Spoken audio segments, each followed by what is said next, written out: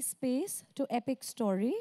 Catherine Dyson, a writer, performer, and theatre maker from Wales, UK, took participants from different schools in Kolkata through a series of practical writing exercises exploring ideas of writing and presentation, content and form, as well as unique approaches to generating and presenting material. The workshops were built towards each participant writing a micro solo performance. Catherine then worked with simple performance and devising techniques to bring each piece to life, showing how stories of unlimited scope can be created in an empty space using only our words and bodies. Catherine Dyson and the participants of the workshop from Empty Space to Epic Stories.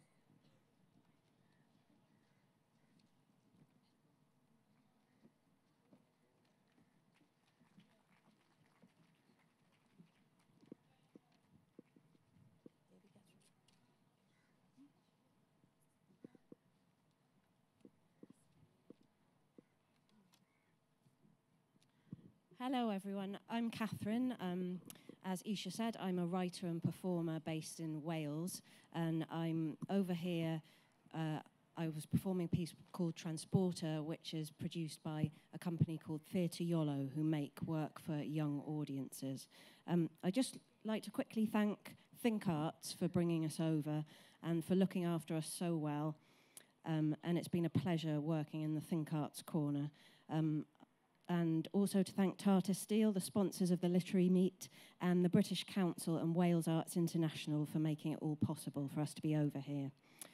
So as Isha said, I've been working with these 10 brilliant participants to create short monologues, which are the beginnings of ideas for solo performances. And we've been exploring some very fundamental theatre techniques, which are about creating something out of nothing, about the simplicity of a performer standing in front of an audience and transforming themselves through words, and how the audience's imagination work together with the words that that performer has written to create a story. It's been an absolute pleasure working with these young people, and they've been really inspiring and committed. So I'm going to hand over to them now. Thank you.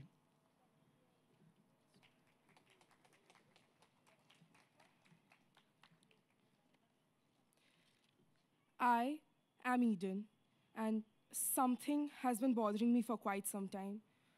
It's hard for me to explain what it is because I don't know it myself. All I know is that something is not right with me. It all started when I was in Hotley's institution. God, I hated it there. I felt like I was trapped in a box which kept reducing in size every minute. I felt like I couldn't breathe. I felt like my thoughts were guttering, pillaging, and plundering at my sanity. The voices in my head didn't make it any better. They kept screaming and yelling, freak, imbecile, disgrace. And then I would drown. I would drown. But the voices never lost their power. The only person who helped me through this was Annie.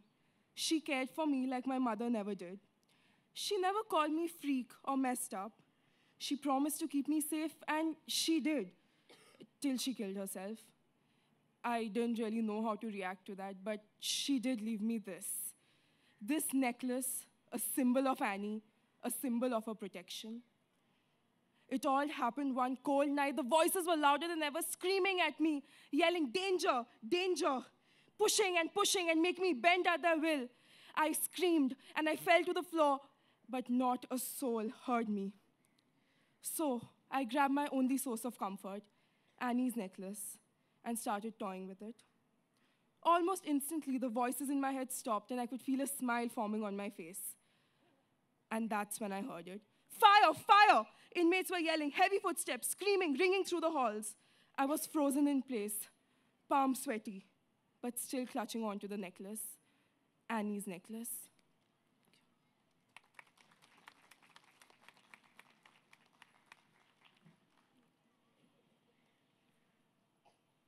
I am Luka.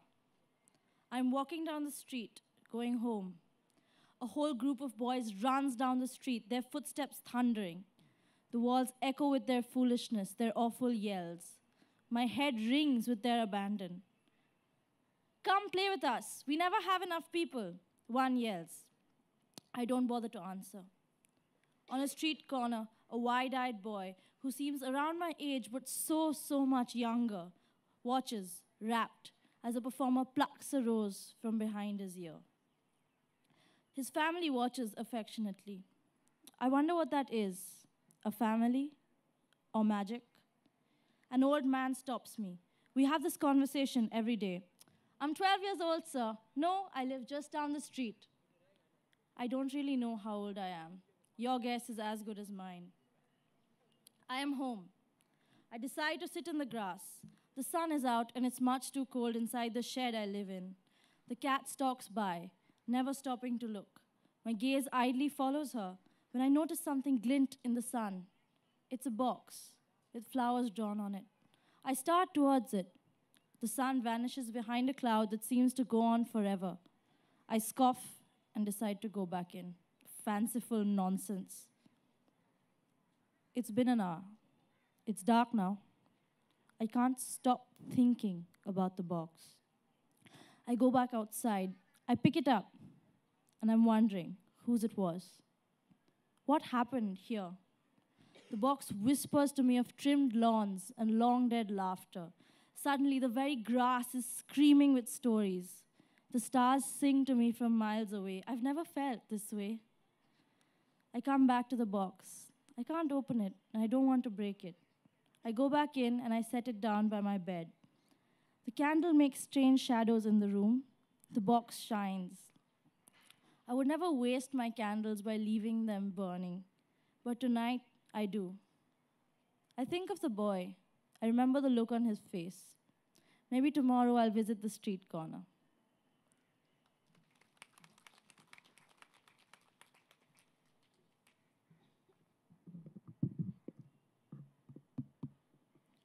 I am an old man. Do not ask me how old, for I have lost track of time. For a long time ago, how long though I do not know, but long ago, I remember, I used to walk down the fields, the vast open fields, from my freshly painted, lively house to the old church miles and miles away. I had a pretty lady and a bright young boy to call my own.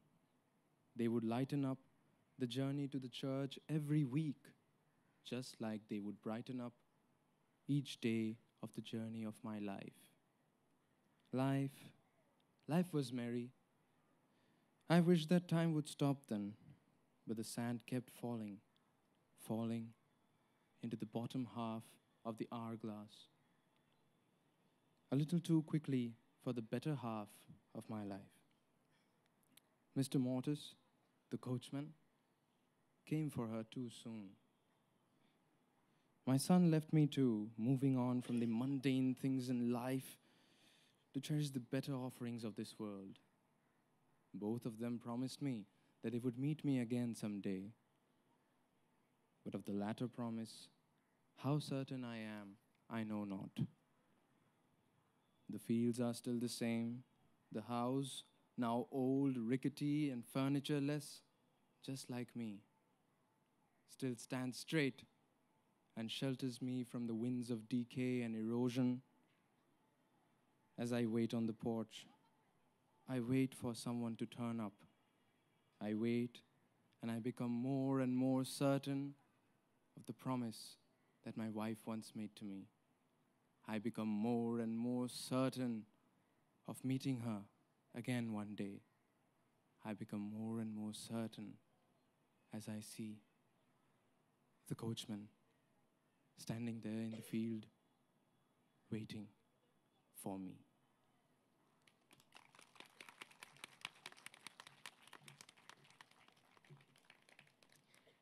I am Sniffle, and I'm wearing my feelings and myself tonight. Dancing through unknown cities, I found you. I'm glad we're intertwined into each other's lives now. You look lonely. I'm a little lonely too. I fell in love with too many city lights, but I don't think that they will ever see me the way I see them. Where is your home? Is it somewhere at the edge of the universe? I have fallen in love with the universe way too many times. So if I ever fell in love with you, that would make sense. Oh, love, you're shivering. Would you like a hug? Let's keep hugging until we find the way back home. Okay, so here's a list of all the places we've visited so far. Trains, subways, sleepy laughter, you, stealing Fruit Loops, the frozen aisle of a 24-hour grocery store. Do we really need to find our way back home, though? You may be my most favorite feeling ever, and I don't think I want to go back home. Thank you.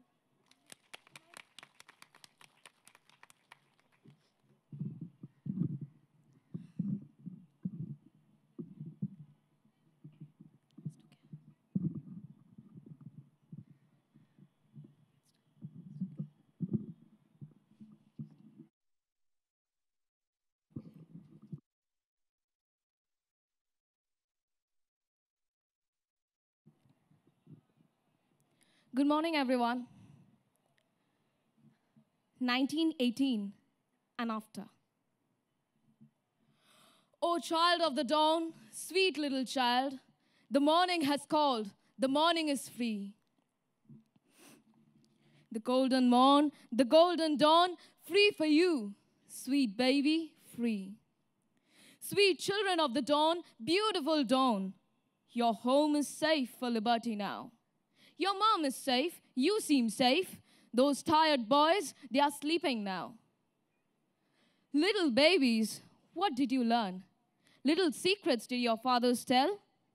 Your brothers, did they cry little cries? Spit on those lies, the lies they yell. Hickory dickory dock, sir, hickory dickory dock. My father came back home, sir.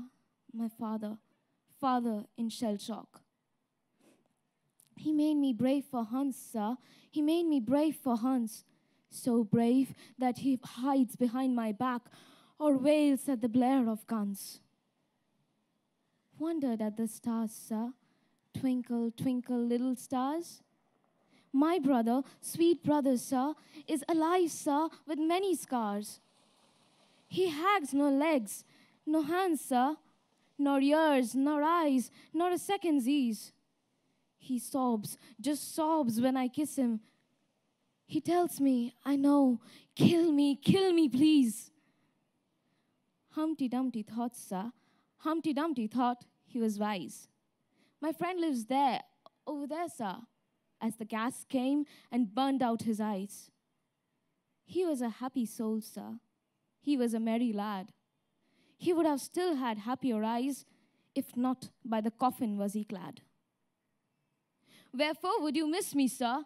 Miss me, don't I have a say? Shh, don't lull me asleep, sir. I must sing, for I deserve a say. I have borne my yoke through Flanders falls, have walked through in Passchendaele, have bled my way through Ypres, dear, still received no love, no ardor, no ale. I have bled in trenches of Marne, have walked in trenches of Verdun, have slept my way in so my soul sinks so deep, still receive no love, no joy, no yarn. All along the lands of dead, all forsaken crying geist, in all poppies unsung, unkempt, have I been crucified, crucified Christ. Layers and layers of snow may fall. You say you remember. Do say not lies. Through every infant you sent to kill, wails Jesus, baby Jesus dies. Thank you.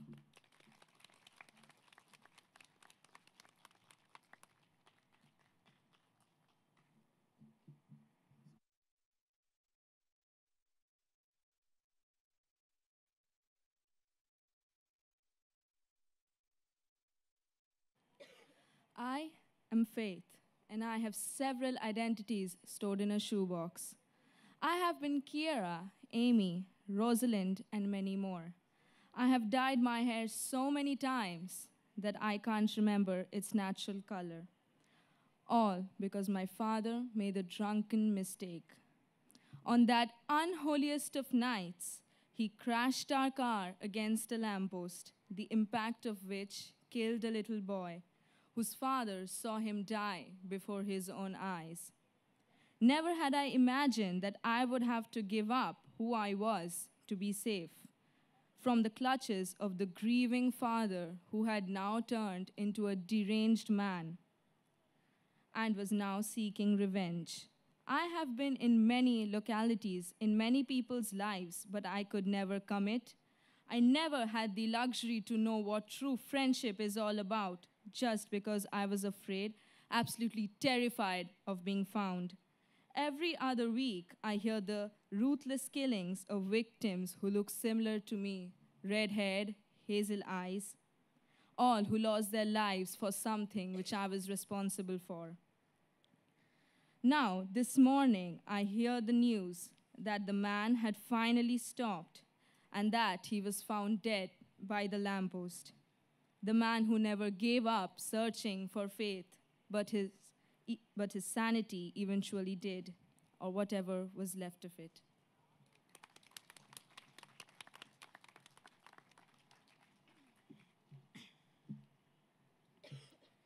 I am an aspiring rose.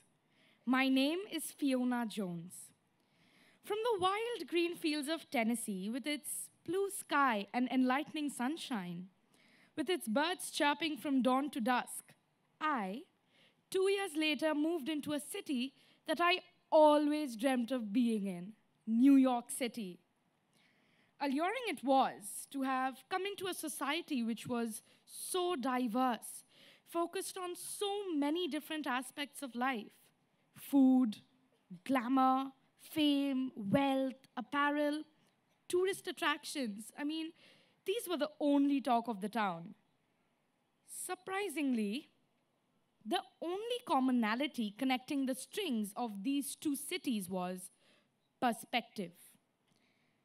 Hidden behind the froth of materialism and my interaction with people from different walks of life made the reality of oppression, subjugation, and suppression of thoughts, ideas, and opinions crystal clear. Preconceived notions about the broadened intellectual horizons of people living in times of such urbanization and socio-political development made me think that maybe academic literacy is the only solution to global humanism. The beggary, the racial discrimination, the walls society had constructed were no different from those back in Tennessee. There were boys and girls just like those in Tennessee who were stripped of their niche just because of social apatheism. What is the result of all this? Fear and an individual distancing herself from her instinctive passion and exploration of talents. Although being so different in culture, values, norms, morals, these two cities are no different at all. The roses had been scattered, some even buried, which, in an alternate reality, might have blossomed in fresh air. It is time. It is time that we rise above this gross, mundane existence and we put our selfish, egoistic needs aside and strive towards making each deserving rose recognized, because no one is different, but everyone is unique. It is our responsibility to be the rose of inspiration, motivation, and acknowledgement to those people who are scared to voice their opinion or stand up to what they believe in. It is we who formulate these disparities, and it is we who can destroy them. Just like the stem of the rose, there will be cuts, bruises, and hurdles along the way. But that should not stop us from blooming into the various shades of roses that we aspire to become. Thank you.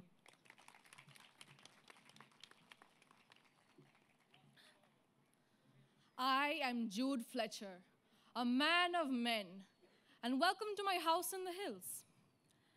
Here's a list of things I don't have lodging for: wishes, secrets, wild birds, people, and their walking sticks. There's only room for one, you see. And it burns a hole in my palm every time I lean on for more than a minute. Now, around this July, the roughest grass knits itself into a carpet so you can chase the river, raise a hand against the weak light, and that, sun, is where you will find her. Truth. Behind you, presented in a shadow. I have yearned for her for decades, centuries, seconds. I have lived beyond my years in her presence. I told myself, keep standing, old man. Break your bones, shove yourself forward, watch your blood as it spills, for she lives and you must know her. Truth has stood at this very wooden entrance, sun, and still I claim that I am sobered. Truth will leave around November. The locals will stand around an open casket, their eyes exchanging eager things like children. And whatever you do, son, do not stare into it because you will fall like I did. I fell like a rat into a tunnel. I fell like a screaming question into a pail of water. Drowned and squeezed into a reflection of the men above me, and I emerged with this stick in my hand. Now you'll never see me without it, even though it begs to get away. Son, I am bound, and I cannot lead you to her. You won't listen to me, and I won't listen to you, for neither of us has room for the other. And who are you to listen to the words of a dying man anyway? Thank you.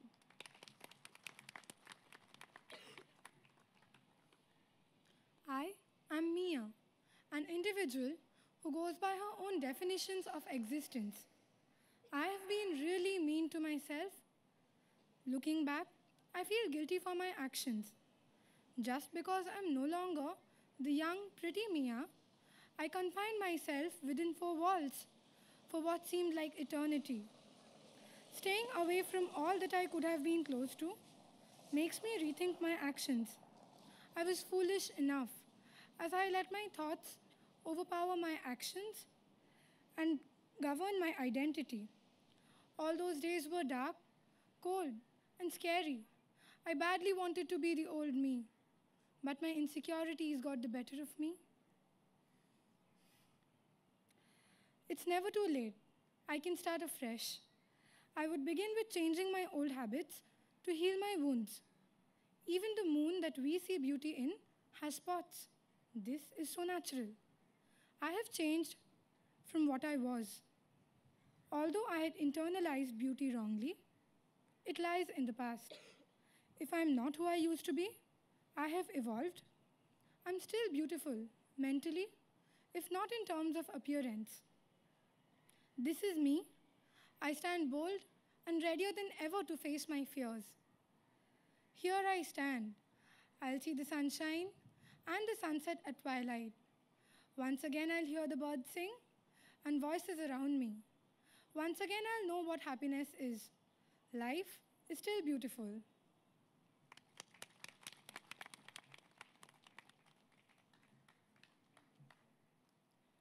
I am a sari. Blue, her favorite color. I remember the look of exuberance on her face when she bought me. I was her new sari that she'd take with her into a new world. And here I was now, out of this suitcase, lying on one of the only pieces of furniture in this new flat, a mattress. Look, there she is, sitting on a makeshift desk, sorting out paperwork for a new job. To the rest of the world, being a worker at an old age home wasn't much, but for her, it made all the difference. I heard her cry, almost every night, of her newlywed husband, a rich man's son, calling her a slum dweller. He belittled her constant battles to prove herself, before every exam as she hastily did the laundry, and after every time she wrote an application while stirring a pot of boiling curry with the other hand. Sweat was trickling down the sides of her face and tears down the center. He's a man. What did you expect?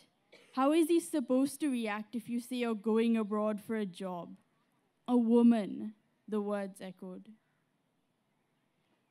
Was it that wrong for an Indian woman to hope? to want to be more than some wife from a small village, to be more than a servant to a husband. In a way, we were the same. Saris are made of weak fibers of cotton, processed, drowned, and beat. But after that ordeal, when we're stronger, we're wound together on a bamboo loom, beautiful floral patterns emerging. We become the essence of a Bengali woman, a symbol of fiery femininity, of beauty, of awe. Look, there she is, smiling at her newfound chance at life, free. Her journey is far from over, but I believe that someday she'll be like me, and someday they too will look at her in awe. Thank you.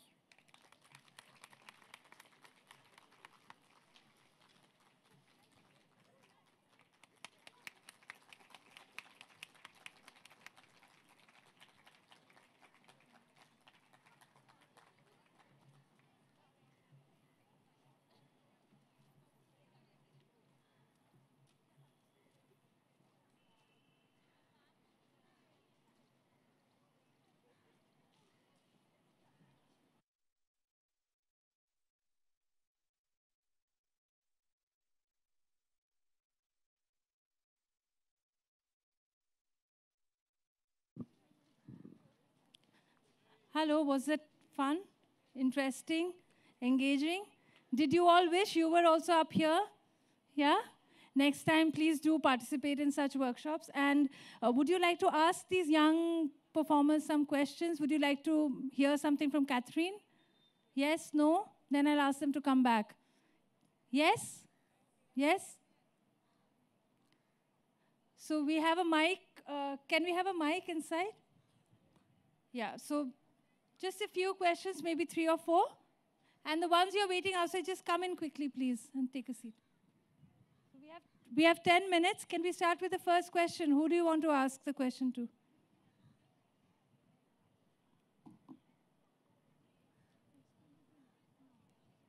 Chandri, did you want to ask a question?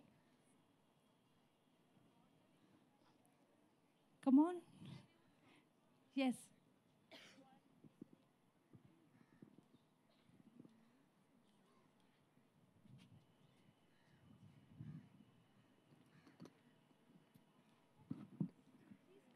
Check. I want to ask the author of the shari.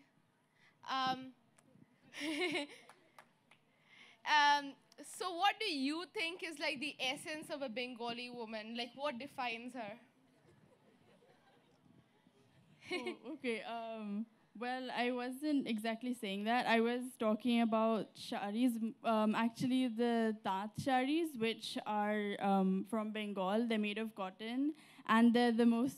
I don't know where you're sitting, so I can't look at you. Oh, there. Okay. Oh God. So I was just comparing how this symbol of Bengali woman, that this sari that all of them wear, all of them have, is like the journey that it takes from like simple cotton fibers into the beautiful thing that we all know. It's like the same as a journey that lots of women have to take from being insignificant to doing something with their life. Yeah. Also, that was an amazing story. Thank you. Catherine, this is a question for you.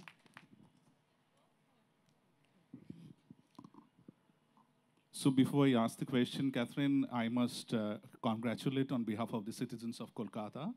It's a wonderful experience, and probably the first time I'm here hearing or watching something like this.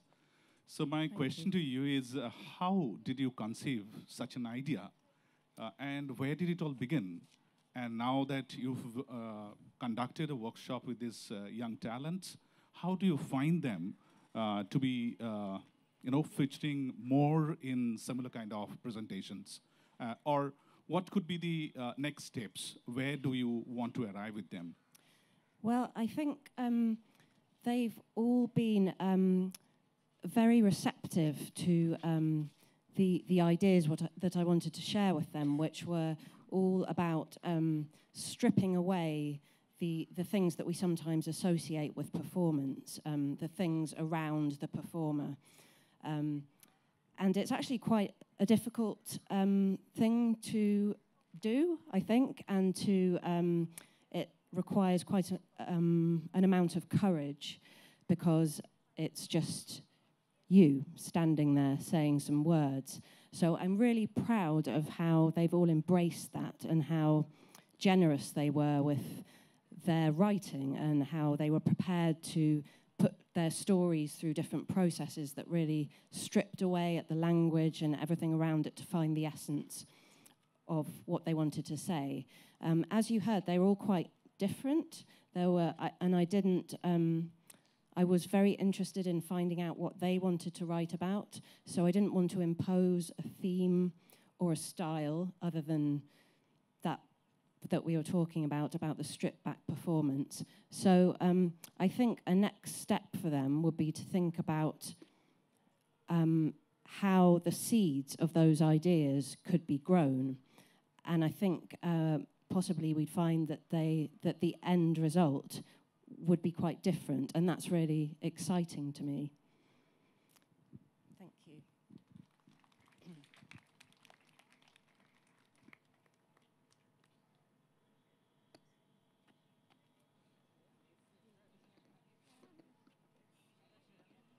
Okay, thank you. I'd like to ask the person who wrote about the Shellshocked one, the one from 1918. Yeah. Yes. Okay, that was really good. I mean, it really hit me. So, how did you come up with the idea to, combine rhymes and gruesome events? All right. So what you mean is actually rhymes don't go with gruesome events? No, because, you wouldn't really come up with that All idea right, all right. I'm saying, actually, when I was back in class 8, Yeah. I read this book called All Quiet on the Western Front. And that was about the First World War from a German perspective. And after reading that book almost, I guess, 6 times, I cried every time I read that book, at every line I read. And after that, I had this feeling to know more about that, more about the World War, not in the perspective of who attacked who, because I don't like history. So I had a lot more interest in knowing about the soldier, the private in the front, like what they experienced, because the experiences of the war are same everywhere, no matter which age, which place, which country, it doesn't matter. So it's the same bullet. You don't know whom you're firing, you wouldn't know who is firing at you. So that's when I thought that, okay, I need to learn more about this. And later I came up with many of the war poets like Siegfried Sassoon, Wilfred Owen, Rupert Brooke, Ivor Gurney, and everyone. And I was like, yes, I need to read. And their poems are somewhere else, totally somewhere else, because they were the ones who experienced it. And yes, when I read those lines, like each and every line of those poets, the hell where youth and laughter go, and my friend, you wouldn't dare to say, tal sed decorum est pro patria more, and everything is just like, it falls in place, like whatever is really beautiful, I'm not saying war is beautiful, don't get me wrong, whatever is really tragic, whatever is really happy, whatever has emotions connected to it, has the capacity of having rhymes to it. In fact, even when we speak, it has the capacity to rhyme. Like, you really don't know, it may be silly, like, I'm speaking in rhyme, now I'll go and have soda lime. It's funny. It's funny the way you can actually play with rhymes, but I think rhymes have that capacity to capture what a person feels.